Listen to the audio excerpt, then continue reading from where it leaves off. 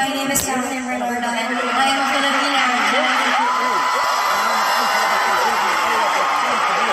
Wow, what an honor to be recognized tonight with these beautiful and talented people. Thank you so much for this fabulous award.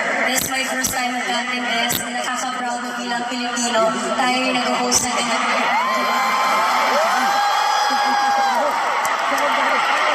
Also, I want to take this opportunity to thank everybody for supporting Filipino-made TV series and as well as the movies.